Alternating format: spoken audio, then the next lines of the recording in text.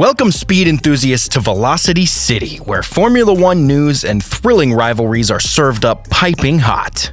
Today we're recapping the Miami Grand Prix and discussing the relationship between Lewis Hamilton, George Russell, and Mercedes. The conclusion of Round 5 followed some great Formula One racing in Miami.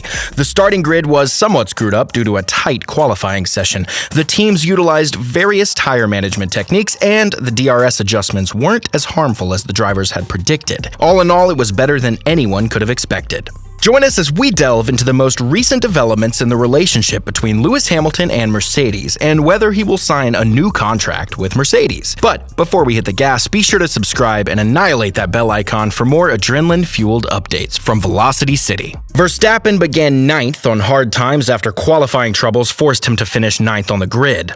His teammate Sergio Perez took the lead from pole position, using medium tires for most of the race. Verstappen, as anticipated, made his way through the pack and, after Perez pitted, took the lead for most of the race. Following his stop, Verstappen restarted slightly behind Perez, but swiftly overtook him to secure his third victory of the year. For Lewis Hamilton, it was not a perfect race. Yes, the tire management techniques gave him a massive boost towards the end of the race, but his relations with his teammate and Mercedes are, simply put, not that great. The 7-time world champion demanded more from his car and crew after a nasty qualifying session. If the W14 is so bad, how did Hamilton go up from 13th to 6th? Stay tuned as we explore this weekend of the Mercedes-Miami Grand Prix. Let's talk about George Russell. After starting from 6th place, he drove a great race and finished in 4th place, perhaps the best result Mercedes can reasonably hope for.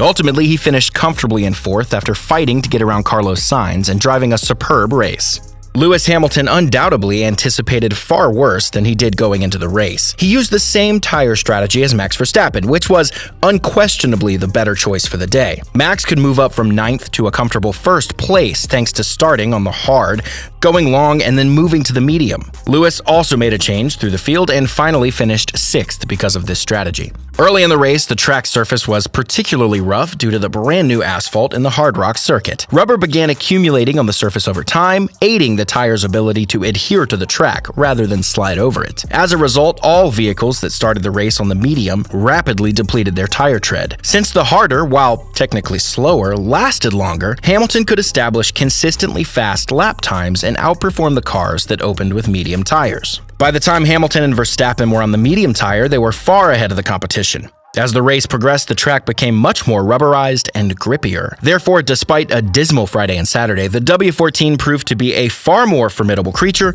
over a race. After the competition, Hamilton said he'd felt the car coming to life under him as the laps took by. I don't really know about the strategy. I don't know if that was optimum or whether it could have been worse. When questioned about how Mercedes handled the Grand Prix, he informed Sky F1. Although the squads were unaware of this before the race, the plan was unquestionably the best. It was definitely difficult to start just being in a DRS train with a bunch of cars and trying to get past the Williams, which is so quick on the straight was not so easy. But eventually I was able to start making headway. And then once I'd done the stop and got back out to the medium, I was able to really start to push. The car came a bit alive midway through the race, and I think to get from 13th to 6th, I'm pretty happy with that. Mercedes performed admirably in the first free practice, placing 1st and 2nd on the timesheets. However, once the more intense practice sessions ended, they lost ground, finishing 7th and 15th in FP2 and then 10th and 13th in FP3. Due to their poor qualifying, Hamilton finished 6th and 13th on the starting grid. Lewis's place on the podium at the end of the competition was encouraging for the weekend. He said, "Unfortunately, we started so far behind, but I enjoyed the race. I had a lot of fun just making my way through." It's nice to be able to have a battle with people and good points for the team, so a big thank you to the team again this weekend for just keeping their head down and continuing to push, even though we aren't where we want to be. There's still great morale within the team. For Lewis Hamilton, the Mercedes weekend wasn't entirely pleasant. While the 7-time world champion dominated the sport, Mercedes hasn't been able to allow either of its drivers to take over as the lead driver since the technical requirements changed in 2022 and George Russell joined the team. Russell finished 4th in the championship in 2022, 35 points ahead of his colleague, and with the team's lone race victory. This performance demonstrated why Mercedes is so highly rated Russell. Lewis, though, isn't accustomed to being instructed to make room for his teammates, and it was clear how displeased he was to receive the order. "We have George 1.1 behind," Hamilton's engineer informed him. "We aren't racing him, we're racing Esteban Ocon, so let's not hold each other up," Hamilton exploded. "He can go by, but I'm not backing off, though." Hamilton did let his teammate pass. Wolff, the leader of the Mercedes team, stated that he did not anticipate any problems with his request that Hamilton give Russell priority at that time. No, absolutely not. George was a stop ahead. To see two teammates both on very good levels, they're both so straightforward. That is good at such a difficult moment.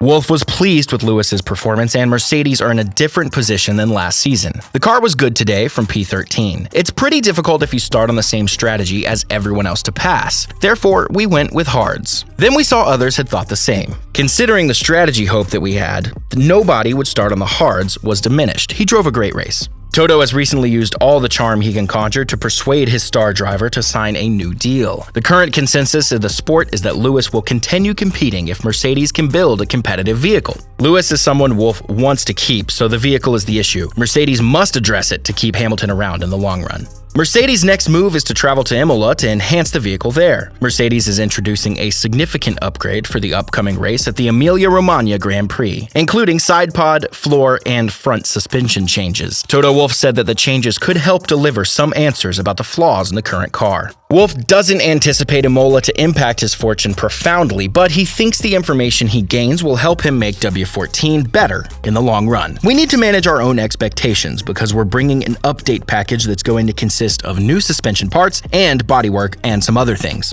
he said. Toto has recently made enough embarrassing boasts regarding Mercedes vehicles and enhancements to have learned his lesson. But I've never in my 15 years in Formula One seen a silver bullet being introduced, where suddenly you unlock half a second of performance. So I very much doubt that this is going to happen here. In Formula One, there aren't any magic solutions, and Mercedes isn't providing many improvements either. The package of improvements that the vehicle received might enable them to advance significantly in Imola, both in car performance and in their efforts to re-sign Lewis Hamilton. So there you have it, another thrilling Miami Grand Prix, another win for Max Verstappen. In fact, his third win out of 5 races this year. But the question remains, will Lewis Hamilton sign another deal with Mercedes? It's looking unlikely unless Mercedes pull a rabbit out of their hat and somehow upgrade the W14 to make it the title contender. Don't worry, we will keep you updated, so don't be shy, hit the comment section below and let's get the conversation revving. And don't forget to subscribe for more exhilarating Formula One news and insights. From all of us here at Velocity City, thank you for tuning in,